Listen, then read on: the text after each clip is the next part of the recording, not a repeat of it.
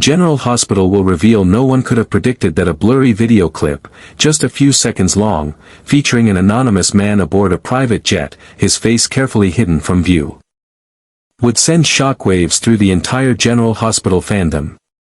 But when that enigmatic image aired on the May 20th episode, it was as though time froze both in the fictional world of Port Charles and in the hearts of viewers around the globe. In those fleeting frames, the camera captured the sleek silhouette of a jet cutting across the night sky, then panned inward to the dimly lit cabin, where a solitary figure gripped a glass of whiskey, his knuckles taut with tension. Though the man's identity remained technically unconfirmed, everything, from the shape of his hands to the posture of his shoulders, screamed one irrefutable truth. Michael Corinthos was coming home. Yet this return was never meant to be just another surprise twist dropped in for shock value. It was the harbinger of something far more seismic, a storm poised to unravel everything that Port Charles had managed to piece together in Michael's absence. It was the first domino in a chain reaction of betrayal, heartbreak, and reckoning that threatened to consume not just the Corinthos family, but everyone orbiting its legacy. At the epicenter of this emotional quake stood Willow Tate Corinthos, the woman who had once wept over Michael's hospital bed in Germany, whispering prayers and promises through her tears, clinging to hope while his charred body lay motionless beneath sterile sheets. That same woman now stood smiling beneath the spotlight at the 2025 Nurses' Ball, radiant on the red carpet. Her hand intertwined with that of Drew Kane, Michael's own uncle, his former confidant and now, his wife's very public companion. It was through the lens of Michael's jet cabin screen that the betrayal became more than symbolic, it was visceral. As he sat there, cloaked in shadows and silence, he wasn't simply watching a televised event, he was bearing witness to the burial of everything he once held sacred. Every moment of agony endured during his recovery, the loneliness, the relentless grafting and skin treatments, the emotional isolation, culminated in that single televised kiss.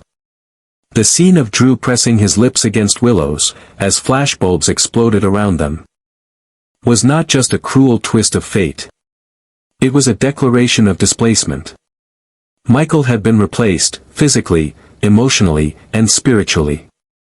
The image of that kiss didn't just strike at the heart of a husband, it struck at the soul of a Corinthos. For Michael was never merely a man, he was a legacy, a name heavy with generational power, expectation, and pride. And now, he had become a ghost, reduced to a silhouette in a private jet, watching the life he once owned unravel in real time. The narrative unfolding aboard that plane was drenched in irony. Michael had fought his way back from the brink of death, escaped the clutches of a fiery inferno, endured months of painful rehabilitation far from the comfort of home, all in silence. The world had believed he was gone, some forever, others temporarily. But no one had expected that he would return to find his wife in the arms of the very man who had promised to protect his family in his absence. And it was not just a kiss. It was the symbolism it carried, the validation of a relationship that had apparently blossomed while Michael's fate hung in the balance. It was the warmth in Willow's eyes, the ease in her body language, the way Drew's protective arm fit so naturally around her. These were not gestures of temporary comfort, they were the signals of permanence. And for Michael, the weight of that realization was heavier than any physical wound he had endured. From his silent seat on that jet, Michael Corinthos saw it all. He saw the headlines flashing across the screen, Nurses' Ball Surprise Couple of the Year. He heard the interview snippets, Willow's gentle voice declaring how happy she was to find peace, how much strength Drew had given her. Words that once belonged to him now served as eulogies to a marriage the world assumed had died along with the man she once loved. But Michael hadn't died. He had survived. And more importantly, he had changed. The man who boarded that plane in Berlin was not the same man who had whispered, "I love you," through blistered lips in a hospital ward. That man had been broken, clinging to hope. This man, now heading home, was forged in fire, hardened by pain, sharpened by betrayal, and fueled by a fierce, cold clarity. Michael was no longer simply returning to reclaim his life, he was returning to burn down the lies built upon his presumed absence. And yet, the most tragic irony of all was that no one in Port Charles was truly prepared for his return. They had moved on. They had rewritten their stories, restructured their loyalties, reshaped their futures. But Michael Corinthos was coming to rewrite the ending. And this time, he wouldn't ask for permission. He wouldn't wait for understanding. He wouldn't plead for reconciliation. He would arrive like a reckoning. And for those who had counted him out, who had kissed under the assumption that he was no longer watching, he would make sure they understood that ghosts don't just haunt. They return. And when they do, they bring the storm. Because Michael Corinthos isn't just coming home.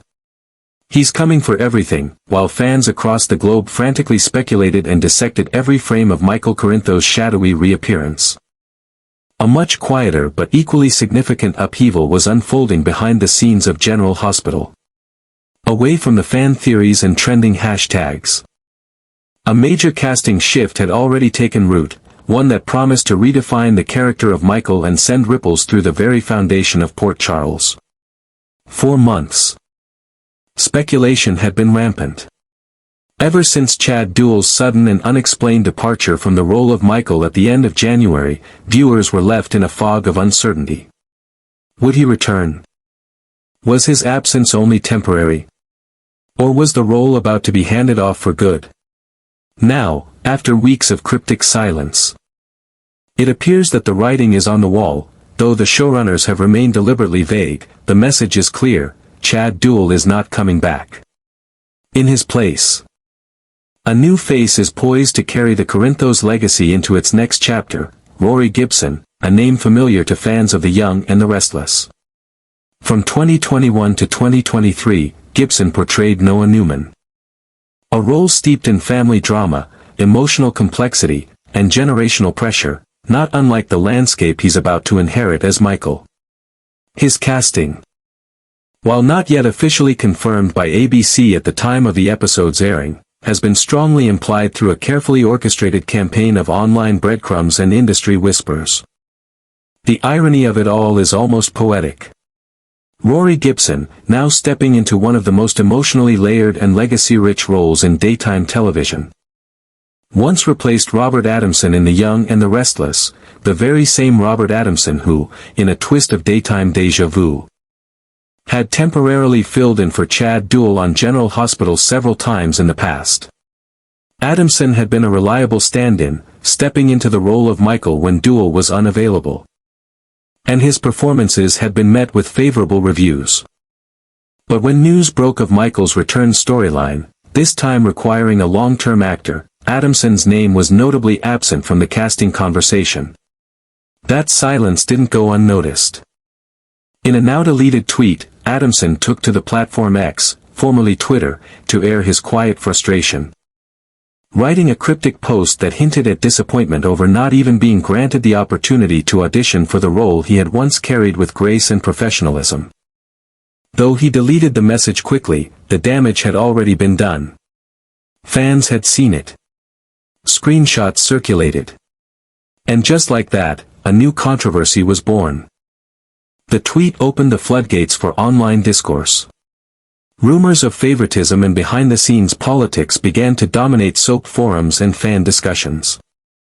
Questions about transparency in casting decisions and the treatment of longtime contributors like Adamson spiraled across social media. People began to ask, had the decision already been made long before the storyline was written? Was this new actor already secured behind closed doors while others were being left in the dark? Then came the breadcrumbs, little digital clues that made fans' eyebrows rise in suspicion. Rory Gibson's social media activity revealed some telling interactions. He had started following Caitlin McMullen, who plays Willow Tate Corinthos, sparking immediate curiosity. Why would an actor with no known ties to General Hospital suddenly take such an interest in one of its most central characters? Not long after, fans noticed that McMullen had followed him back. The mutual connection was subtle, but in the world of casting speculation, it was as loud as a press release. Digging deeper, more evidence surfaced. Gibson was also connected to Holly Gagnier, an acting coach and former General Hospital actress who portrayed Jennifer Smith.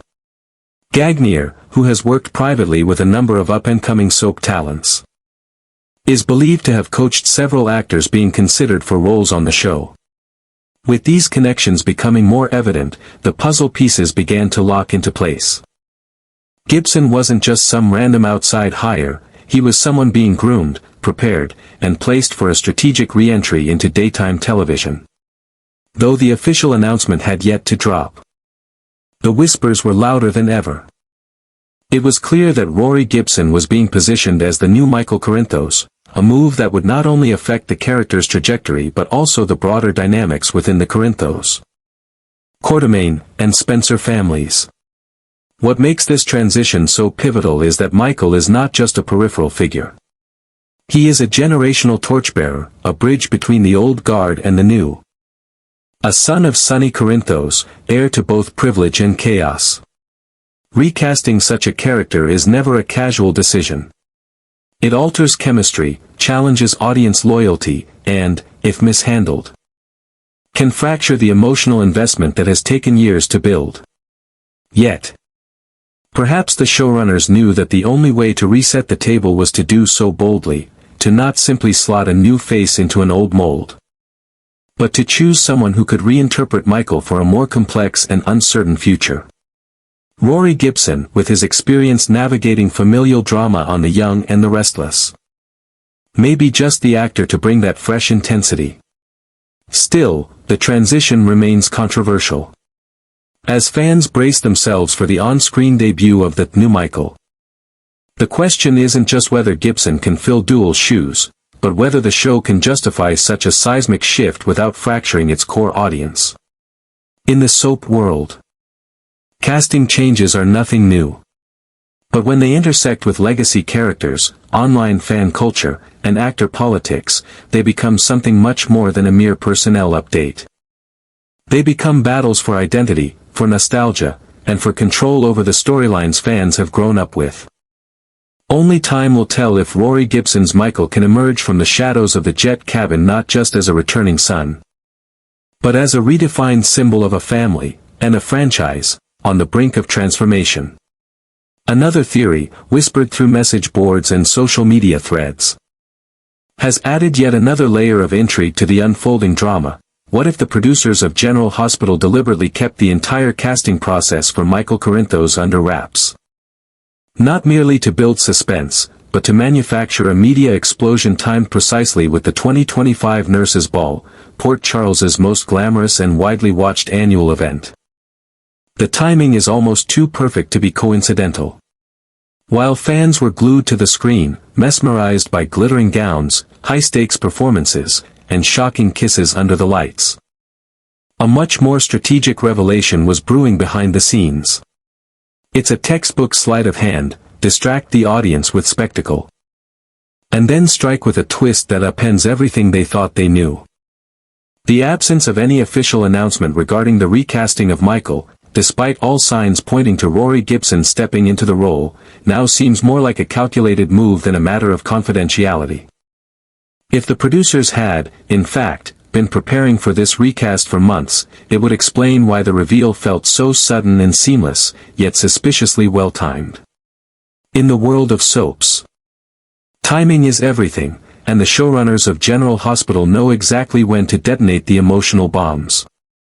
While fans scramble to piece together the truth, on screen, Michael's story is only just beginning. His return is not merely a dramatic plot twist, it's the ignition point for a seismic reshuffling of power, loyalty, and identity within the Corinthos dynasty. This isn't the return of a man seeking closure. It's the rise of a man with a plan. Michael Corinthos is back, and he's ready to reclaim everything that was stolen, everything that was mishandled, and everything that was left behind in the ashes of his disappearance. His first target? The two children now living under Drew and Willow's care. Michael's connection to them isn't just biological, it's spiritual, paternal, and deeply emotional. These aren't just custody issues, they're battles for the soul of his lineage.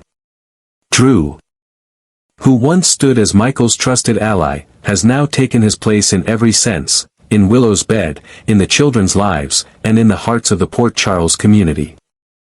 But Michael isn't here to beg. He's here to fight. And that's not all. A more delicate storm brews in the shadows, Sasha Corbin, quietly carrying what everyone assumes is Jason Morgan's child, may, in fact, be harboring Michael's. The complications surrounding this pregnancy are labyrinthine. Jason, a man who has risked his life time and again for Michael, could unknowingly be preparing to raise his best friend's child. Meanwhile, Sasha, torn between guilt, loyalty, and survival, walks a razor's edge.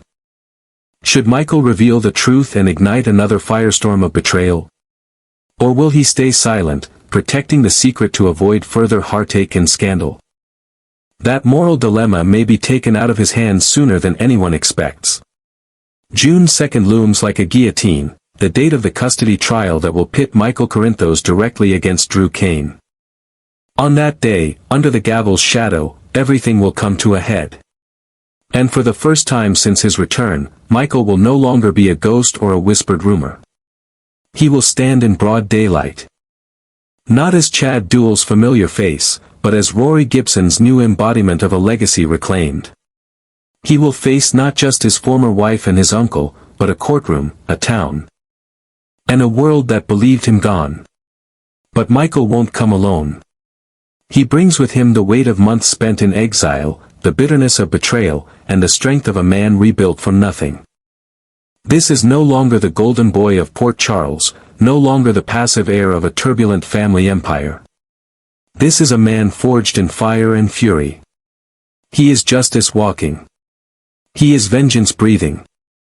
He is Corinthos resurrected. General Hospital is treating Michael's return not as a simple recasting, but as a revolution.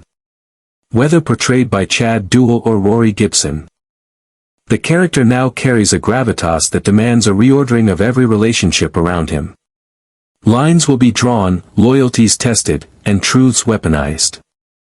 His return signals the end of the current peace and the beginning of something far more explosive. Port Charles has always operated on one golden rule: no one is ever truly gone. And when they do return, they rarely come alone, they bring with them chaos, blood, and secrets buried so deep they crack the very ground upon which the town stands. Every passing day now ticks toward the inevitable reckoning.